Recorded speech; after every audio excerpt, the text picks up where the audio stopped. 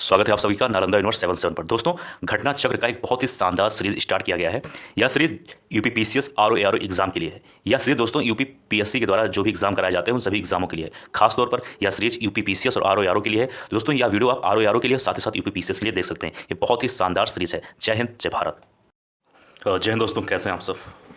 आज हम सब बात करने वाले हैं एंशिएंट हिस्ट्री यानी प्राचीन इतिहास के बारे में। और जैसा आप सभी को पता है कि आरओ यूपी पीसीएस एग्जाम के लिए है। और आज का सवाल नंबर 1 है, आप सभी को स्क्रीन पर दिख रहा होगा। इसमें पूछा गया है कि मानव समाज विलक्षण है क्योंकि वह मुख्यतः आश्रित होता है। बहुत शानदार सवाल है दोस्तों। ये यूपी पीसीएस में पूछा जा चुका है, 2004 में भी पूछा जा चुका है और कई बार और आ चुका है। आरओ में भी यह सवाल आ चुका है। काफ़ी इंपॉर्टेंट सवाल। इसका सही उत्तर हो जाएगा ऑप्शन नंबर बी यानी कि अर्थव्यवस्था पर। भाई बात तो सही है, क्योंकि अर्थव्यवस्था बहुत ज़्यादा इंपॉर्टेंट होता है मानव समाज के लिए। ठीक है, अब आइए बात करते हैं प्रश्न नंबर 2 पर। इसमें कहा गया है कि सिंधु सभ्यता संबंधित है। जो सिंधु सभ्यता है वो किससे संबंधित है इन चारों में से। सही उत्तर हो जाएगा ऑप्शन नंबर बी। थोड़ा एक काम ध्यान देना कि बी वाला ऑप्शन यहाँ होना चाहिए था, सी यहाँ होना चाहिए था, लेकिन पीडीएफ बनाते वक्त थोड़ा ऊपर नीचे हो गया ऑप्शन। उससे कोई मतलब नहीं है, क्योंकि जो लिखा है वो सब सही है, बस ऑप्शन ऊपर नीचे हो गया। ये सब बहुत छोटी चीज़ है। तो इस सवाल का सही उत्तर हो जाएगा आद ऐतिहासिक युग से। ठीक है, आद, ये फिलहाल जो ये लिखा है ये भी सही है, लेकिन इसका 100% पूर्ण रूप जो अशुद्ध रूप है वो ऐसे रहेगा, आद। ठीक है, आद ऐतिहासिक युग से। ठीक है, तो ध्यान देना दोस्तों कि सिंधु सभ्यता आद ऐतिहासिक काल की सभ्यता है, क्योंकि यहाँ पर लेखन कला का ज्ञान तो है ही, किंतु अभी तक इसे पढ़ा नहीं जा सकता है। ठीक है, ये काफ़ी इंपॉर्टेंट था।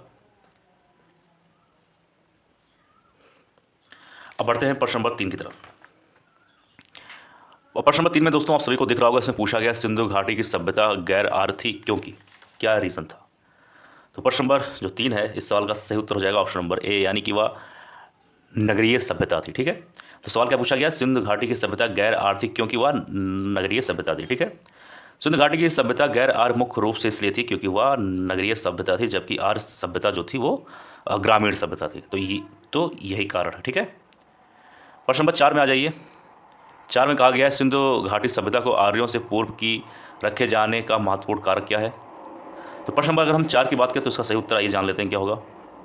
इस सवाल का सही उत्तर हो जाएगा ऑप्शन नंबर डी यानी कि मृद भांड। ठीक है, ये चीज़ ध्यान देना, काफ़ी इंपॉर्टेंट है। अब थोड़ा सा इसके बारे में हम लोग जान लें तो दोस्तों इसके बारे में जानने की कोशिश हम लोग कर लेते हैं थोड़ा सा।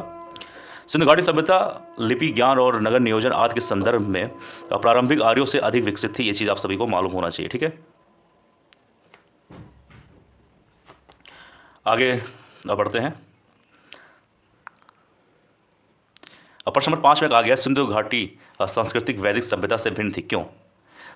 अब दोस्तों जितना मैं यहाँ पे सवाल का अरवा रहा हूँ, मैं गारंटी कह सकता हूँ कि सवाल यहाँ से कहीं से बाहर आने वाला नहीं है। तो देखो, रिवीजन करो, बार बार देखो, कोई भी कन्फ्यूजन हो तो कमेंट बॉक्स में लिख देना। ठीक है, प्रश्न नंबर 5 में पूछा गया है कि सिंधु घाटी सांस्कृतिक वैदिक सभ्यता से भिन्न थी। क्यों भिन्न थी भाई, कुछ तो कारण रहा होगा। सवाल का उत्तर हो जाएगा डी वाला यानी उपयुक्त सभी, यानी कि ए बी सी, ये तीनों इसके कारण होंगे। यानी कि इसके पास विकसित शहरी जीवन की सुविधाएं थी, ये भी बात सही है। इसके पास चित्रलेखीय लिपि थी, ये भी सही है। इसके पास लोहे और रक्षा शस्त्रों के एक मिनट, हाँ, शस्त्रों के ज्ञान का अभाव था, ये भी सही है। ठीक है, तो ये तीनों पॉइंट सही है, काफ़ी इंपॉर्टेंट चीज़ है, ध्यान देना। ठीक, थोड़ा सा इसके बारे में हम लोग विस्तार से बात कर लेते हैं, क्योंकि भाई देखिए, मैं जो बोल रहा हूँ समझा रहा हूँ, सवाल कभी भी बन सकता है कहीं से। आपको हर एक पॉइंट के बारे में आप सभी को मालूम होना चाहिए। ठीक है, अब ध्यान सुनना मेरी बात को। सिंध घाटी सांस्कृतिक वैदिक सभ्यता से अनेक बातों में भिन्न थी। सिंध घाटी सभ्यता नगरीय थी, जबकि वैदिक सभ्यता जो थी वो ग्रामीण थी।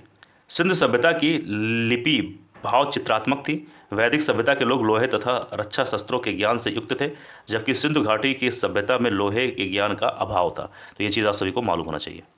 प्रश्न नंबर 6 की ओर हम लोग आते हैं। 6 में पूछा गया हड़प्पा संस्कृति की जानकारी का प्रमुख स्रोत क्या है। इंपॉर्टेंट सवाल है दोस्तों, ध्यान देना। ये यूपी पीसीएस 1993, 94, 96 और 2000 के बाद भी ये सवाल पूछा गया है, तो ये भी इंपॉर्टेंट सवाल हो जाता है, इसलिए ध्यान देना। इससे पूछा गया हड़प्पा संस्कृति की जानकारी का प्रमुख स्रोत क्या है। इसका सही उत्तर हो जाएगा ऑप्शन नंबर सी यानी कि पुरातात्विक खुदाई। काफ़ी आसान था, थोड़ा दिमाग लगाते तो उत्तर आप लोग दे सकते थे खुद भी। प्रश्न नंबर 7 है। इसमें कहा गया है कि निम्नलिखित में से कौन हड़प्पा संस्कृति के पूर्वी सीमांत का निर्धारण करता है। तो प्रश्न नंबर 7 की बात करें तो इसका सही उत्तर हो जाएगा ऑप्शन नंबर सी यानी कि आलमगीरपुर। अब वैसे ये भी सवाल है, सी यहाँ होना चाहिए था, डी यहाँ होना चाहिए था, कोई बात नहीं, थोड़ा सा प्रिंटिंग मिस्टेक है, तो सी वाला हो जाएगा यानी कि आलमगीरपुर। ठीक है, अब आइए बात करेंगे प्रश्न नंबर 8 की ओर। देखिए मैं एक बात और आप सभी को बता दे रहा हूँ, वीडियो बहुत लंबा नहीं रहेगा, 7-8 मिनट, 9 मिनट, 6 मिनट का ही रहेगा, क्योंकि मैं नहीं चाहता हूँ कि ज़्यादा लंबा वीडियो रहे और बच्चे बोर हों। ठीक है, अब इस सवाल में आप सभी के सामने दिख रहा होगा, सवाल पूछा गया है 2 सूची बनी, एक सूची नंबर 1, सूची नंबर 2 को आपको सुमेलित करना है। अब आइए नीचे थोड़ा देखते हैं इसके बारे में, एक मिनट। मैंने इसको सूची नहीं बनाया है, मैंने इसको ऊपर नीचे लिख दिया है, एक मिनट। यहाँ पर लिखा है हड़प्पा, फिर नीचे लिखा है एनजी मजूमदार। ठीक है, फिर बी में लिखा है हस्तिनापुर, फिर नीचे लिखा है जॉन मार्शल, फिर सी में लिखा है तक्षशिला, फिर लिखा है 3 में लिखा है दयाराम साहनी, फिर 4 में लिखा है कौशाम्बी, फिर 4 के नीचे लिखा है बीबी लाल। अब चारों को आप लोगों ने देखा, ठीक है, एक बार फिर से देख लीजिए। अब आपको उत्तर देना है कि कौन सा संबंधित है किससे। अगर हम लोग उत्तर की बात करें दोस्तों, तो एक चीज़ ध्यान देना, थोड़ा सा इसमें मैं PDF ये वाले सवाल का सही से हो नहीं पाया, कोई बात नहीं, आप लोग को घबराना नहीं, मैं आपको समझा देता हूँ। हड़प्पा का जो संबंध हो जाएगा, इसका संबंध हो जाएगा दयाराम साहनी जी से, यानी कि हड़प्पा की जो खोज थी उस समय वो दयाराम साहनी जी ने किया था 1923-24 और 25 के बीच में। ठीक है, ये चीज़ ध्यान देना। अब आता है हस्तिनापुर, तो इसका संबंध हो जाएगा, एक मिनट, हस्तिनापुर का संबंध हो जाएगा बीबी लाल से। ठीक है, अब एक आता है तक्षशिला, इसका संबंध हो जाएगा जॉन मार्शल से। जॉन मार्शल कहाँ गए, ये गए। अब एक क्या बचता है कौशाम्बी, कौशाम्बी का संबंध हो जाएगा 1 से। ठीक है, यानी कि एनजी मजूमदार। ठीक है, तो ये चीज़ ध्यान देना, ये सवाल नंबर 8 थोड़ा सा सही से बन नहीं पाया था, लेकिन मैंने आप सभी को समझा दिया, क्योंकि ये सवाल जो है सही तरीके से एक दूसरे के सामने हो नहीं पाया था, तो मैंने आप सभी को समझा दिया, बता दिया, कन्फ्यूज़ नहीं होना है। प्रश्न नंबर 9 की तरफ आते हैं। इससे पूछा गया मूर्ति पूजा का आरंभ कब से माना जाता है। अच्छा सा सवाल है, इंपॉर्टेंट सवाल है। 9 का सही उत्तर हो जाएगा ऑप्शन नंबर ए, यानी कि पूर्व आर, यानी कि प्री आर्यन से, यानी आर्यन के आने से पूर्व। अब ध्यान देना कि मूर्ति पूजा का प्रारंभ पूर्व काल से माना जाता है, और शैंदो सभ्यता में मूर्ति पूजा प्रचलित थी। इसके उदाहरण अनेक शैंदो पुरास्थलों से प्राप्त मार्त देवी की मूर्तियां तथा मोहरों से प्राप्त चित्र। ठीक है, यानी कि उस समय की जो कुछ मूर्तियां और जो मोहर मिलते थे उसमें जो